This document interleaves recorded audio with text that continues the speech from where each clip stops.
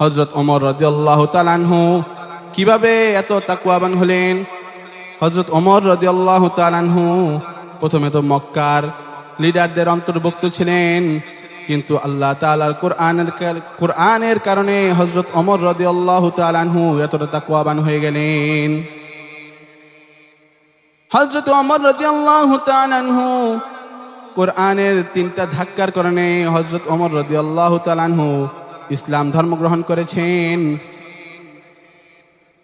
হযরত ওমর রাদিয়াল্লাহু তাআলা আনহু যখন মক্কার কাফেররা যখন আল্লাহর রাসূল সাল্লাল্লাহু আলাইহি ওয়াসাল্লামের উপর অত্যাচার নির্যাতন যখন বাড়িয়ে দিলেন, আকায়ে নামদার তাজেদার মদিনা মুহাম্মদুর রাসূলুল্লাহ সাল্লাল্লাহু আলাইহি ওয়াসাল্লাম তখন আল্লাহ তাআলার কাছে দোয়া করতে লাগলেন, আল্লাহুম্মা আইজ্জিল ইসলাম বিহাব্বির রাজুলাইন ওমর ইবনুল খাত্তাব আও আবু জাহল ইবনে হিশাম।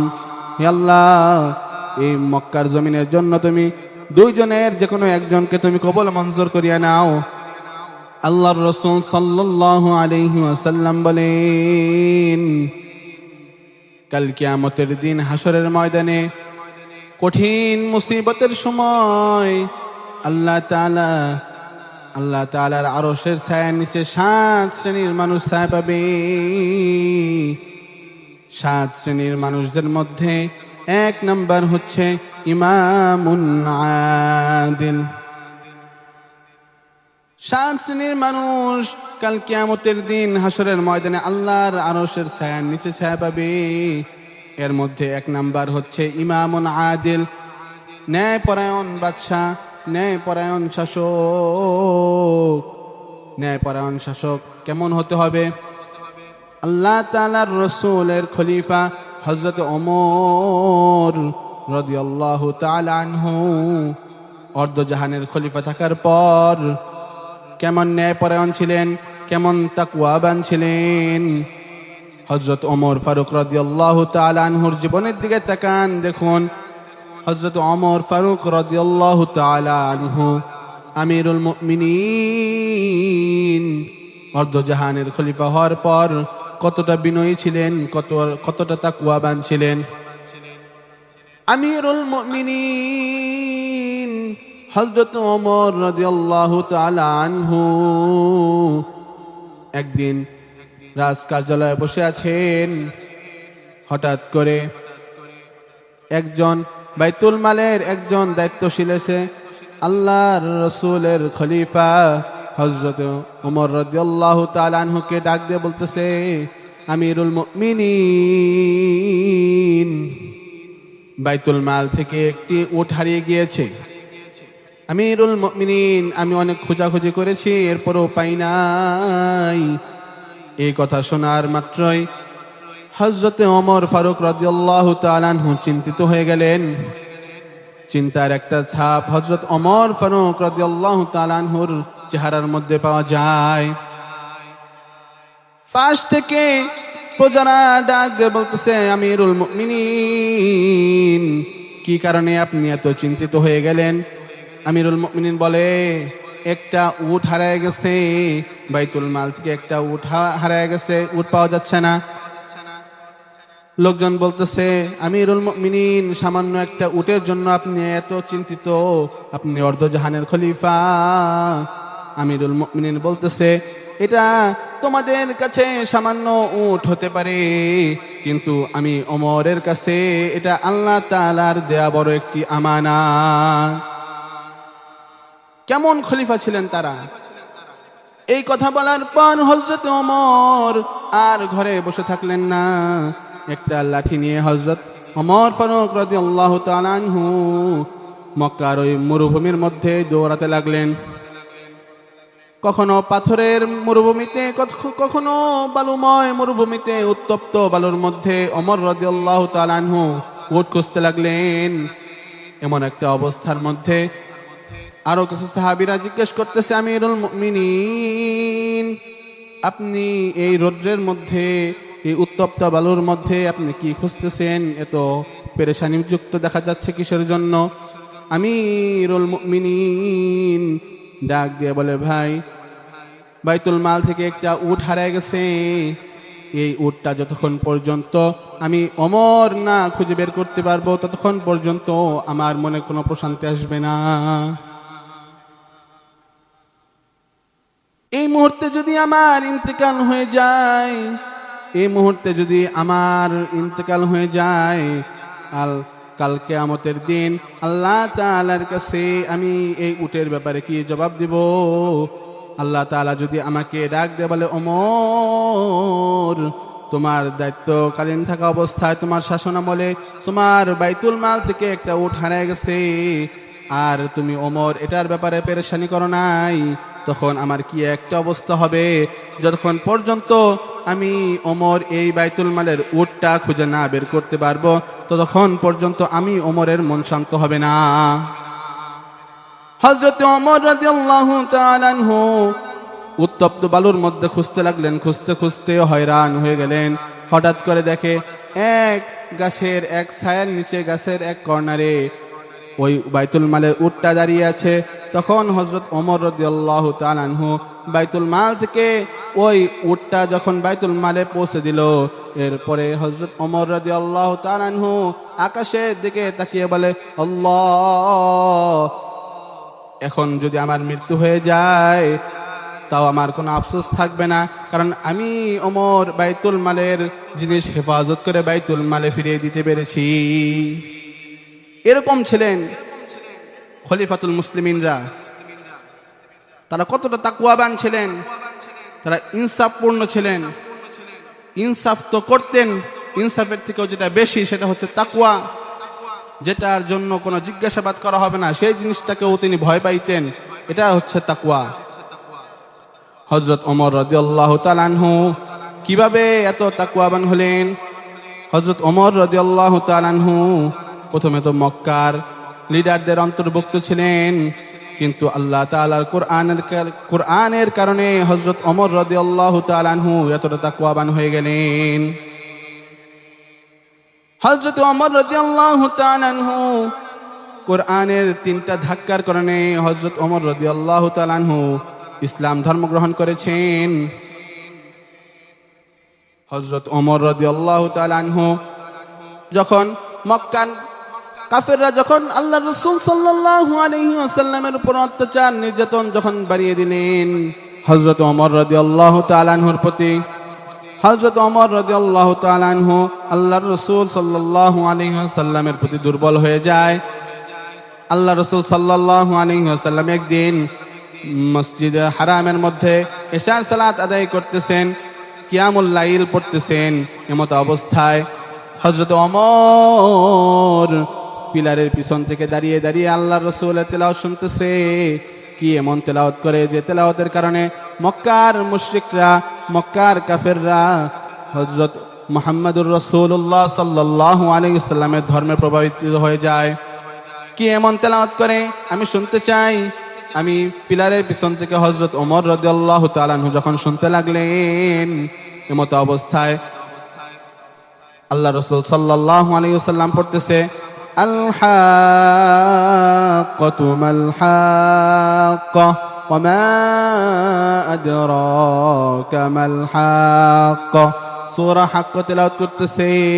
এমত অবস্থায় পিলারের ওপার থেকে হযরত ওমর রাদিয়াল্লাহু তাআলা আনহু শুনতেছে আর বলতেছে, ভাবতেছে যে মুহাম্মদ তো কোনো শিক্ষায় শিক্ষিত না, কোনো প্রাতিষ্ঠানিক শিক্ষায় শিক্ষিত না, ও তাহলে এত সুন্দর কাব্য রচনা কিভাবে শিখলো, এত সুন্দর সাহিত্য বর্ণনা কিভাবে শিখলো? হয়তোবা কোনো কবির দ্বারস্থ হয়ে কোনো কবির কাছ থেকে মুহাম্মদ হয়তোবা সাহিত্য চর্চা করেছে, এজন্যই এত সুন্দরভাবে সাহিত্য বর্ণনা করতেছে। কিন্তু পক্ষান্তরে কোইন্সিডেন্স হিসেবে হযরত ওমর রাদিয়াল্লাহু তাআলা আনহু মনে মনে এই কথা ভাবতেছে, আবার অপর দিক থেকে আল্লাহ রাসূল সাল্লাল্লাহু আলাইহি ওয়াসাল্লাম পড়তেছে, ওমা হুয়া বিকাউলি শাইর কলিলাম মা তুমিনুন। এটা কোনো কবির বানানো কবিতা নয়, এটা কোনো সাহিত্যিকের সাহিত্য নয়, কিছু মানুষ এর উপর ঈমান আনে।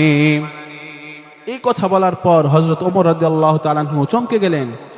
আমি মনে মনে এটা ভাবতেছি, আর মুহাম্মদ সাথে সাথে এটার উত্তর দিয়ে দিল, মুহাম্মদ তো আমার দিকে তাকায় নাই, তাহলে কিভাবে জানলো?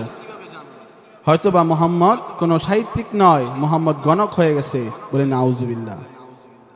আল্লাহ রাসূল সাল্লাল্লাহু আলাইহি ওয়াসাল্লাম সূরাতুল হাক্কর পরের আয়াত বললেন, ওয়ালা বিকাউলি কাহিন কলিলাম মা তুমিনুন, ওয়ালা বিকাউলি কাহিন কলিলাম মা তাযাক্কারুন। আল্লাহ রাসূল সাল্লাল্লাহু আলাইহি ওয়াসাল্লাম পরের আয়াতে উত্তর দিলেন, ওয়ালা বিকাউলি কাহিন, এটা কোনো গণকের বানানো গণনা নয়, বরং কিছু মানুষ এর উপর ঈমান আনে, কিছু মানুষ এর উপর স্মরণ করে। তখন ওমর রাদিয়াল্লাহু তাআলা আনহু আরো চমকে গেলেন। আল্লাহ রাসূল সাল্লাল্লাহু আলাইহি ওয়াসাল্লাম পরের আয়াত তেলাওয়াত করলেন, ওয়ালা বিকাউলি কাহিন কলিলাম মা তাযাক্কারুন তানজিলুম মির রাব্বিল আলামিন। এটা স্বয়ং আল্লাহ তাআলার নাযিলকৃত একটি কিতাব। এই যে দ্বিতীয় একটি ধাক্কা হযরত ওমর রাদিয়াল্লাহু তাআলা আনহুর ভিতরে আরো প্রভাব ফেললেন। এরপরে 3 নাম্বার ধাক্কাটা হচ্ছে, আমিরুল মুমিনিন একদিন রাস্তা দিয়ে যাচ্ছে, তখন মক্কার মধ্যে ঘোষণা হয় যে কে মুহাম্মদের কল্যাণ নিয়ে আসতে পারবে, কে মুহাম্মদকে হত্যা করতে পারবে, তাকে রাজকীয় পুরস্কার দেওয়া হবে। তখন হযরত ওমর রাদিয়াল্লাহু তাআলা আনহু আবার প্রভাবিত হয়ে পুরস্কারের লোভে তখন মুহাম্মদ সাল্লাল্লাহু আলাইহি সাল্লামকে হত্যার জন্য যখন চলে গেলেন, এমত অবস্থায় রাস্তার মধ্যে তখন দেখতে পেলেন এক লোক, আল্লাহ রাসূল সাল্লাল্লাহু আলাইহি ওয়াসাল্লামের এক সাহাবী হযরত ওমরকে ডাক দিয়ে বলতেছে, ওমর কোথায় যাও? ওমর রাদিয়াল্লাহু তাআলা আনহু বলতেছে, আমি মুহাম্মদ সাল্লাল্লাহু আলাইহি ওয়াসাল্লামের কল্যাণ নিতে যাই। ওই ব্যক্তি ডাক দিয়ে বলে, ওমর তুমি আগে তোমার ঘর সামলাও, তুমি তোমার ঘরে যেয়ে দেখো তোমার বোন এবং তোমার বোন জামাই দুইজনে মুসলমান হয়ে গেছে, আর তুমি তাদেরকে সামলানো বাদ দিয়ে তুমি ওই মুহাম্মদুর রাসূলুল্লাহ সাল্লাল্লাহু আলাইহি ওয়াসাল্লামের কল্যাণ নিতে যাও, এটা তো ঠিক না। তুমি তোমার ঘরকে আগে সামলাও, তারপরে তুমি মুহাম্মদের কল্যাণ নিও। এই কথা বলার পর হযরত ওমর রাদিয়াল্লাহু তাআলা আনহু দৌড়ে গিয়ে তার বোনের বাড়িতে গেলেন। যাওয়ার পরে দেখলেন হযরত ওমর রাদিয়াল্লাহু তাআলা আনহুর বোন কি যেন গুনগুন করে তেলাওয়াত করে। হযরত ওমর রাদিয়াল্লাহু তাআলা আনহু গেটে নক করার পর তারা কোরআন শরীফকে লুকিয়ে ফেলে। এরপরে বলতেছে, ও আমার বোন তুমি কি তেলাওয়াত করতেছো? এই কথা বলার পর তারা যখন অস্বীকার করলো, সাথে সাথে তাদেরকে নির্যাতন করা শুরু করলো। হযরত ওমর রাদিয়াল্লাহু তাআলা আনহু যখন নির্যাতনের চরম মাত্রায় চলে গেলেন, তখন হযরত ওমর রাদিয়াল্লাহু তাআলা আনহুর বোন বলতেছে, এই যে এই নুসখা, এই কোরআনুল কারীম আমি তেলাওয়াত করতেছি। যখন হযরত ওমর ফারুক রাদিয়াল্লাহু তাআলা আনহু সেই জিনিসটা পড়তে চাইলেন, তার বোন বলতেছে, না ইন্নাহু রিজস, তুমি তো নাপাক, তুমি এটা পড়তে পারবা না, তুমি পবিত্র হয়ে আসো। তখন আমিরুল মুমিনিন পবিত্র হয়ে এসে যখন পড়তে লাগলেন, তাহা মা আনজালনা আলাইকাল কুরআন লিতাশকা ইল্লা তাযকিরাতাল লিমান ইয়াখশা। এই তেলাওয়াত যখন করতে লাগলেন, হযরত ওমর ফারুক রাদিয়াল্লাহু তাআলা আনহুর চোখ দিয়ে অজস্র পানি বের হতে লাগলো। সাথে সাথে তিনি বলতেছে, আমি আর এই ধর্মে থাকতে চাই না, আমি ওই মুহাম্মদুর রাসূলুল্লাহ সাল্লাল্লাহু আলাইহি ওয়াসাল্লামের হাতে কালিমা পড়ে মুসলমান হয়ে যেতে চাই। এরপর হযরত ওমর রাদিয়াল্লাহু তাআলা আনহুকে আল্লাহ রাসূলের দরবারে নিয়ে যাওয়া হলো। আল্লাহ রাসূল সাল্লাল্লাহু আলাইহি ওয়াসাল্লাম তাকে নিজ হাতে কালিমায়ে শাহাদাত পড়িয়ে দিলেন, আশহাদু আল্লা ইলাহা ইল্লাল্লাহ ওয়া আশহাদু আন্না মুহাম্মাদান আবদুহু ওয়া রাসূলুহু। এইভাবে কোরআনের পাওয়ারে হযরত ওমর ফারুক রাদিয়াল্লাহু তাআলা আনহু ইসলাম গ্রহণ করলেন এবং এত তাকওয়াবান হয়ে গেলেন। আরেকটি আমল হচ্ছে, দুইটা কারণ, দুইটা আমল করলে আল্লাহর রাসূল সাল্লাল্লাহু আলাইহি ওয়াসাল্লাম বলেন, শুধু এই দুইটা আমল করলে দুনিয়াতে নয়, আসমানের ফেরেশতাদের কাছেও ভাইরাল হয়ে যায়। একদিন হযরত জিবরাইল আলাইহিস সালাতু ওয়াস সালাম আল্লাহর রাসূলের সাথে গল্প করতেছে, আল্লাহর রাসূলের সাথে কথা বলতেছে।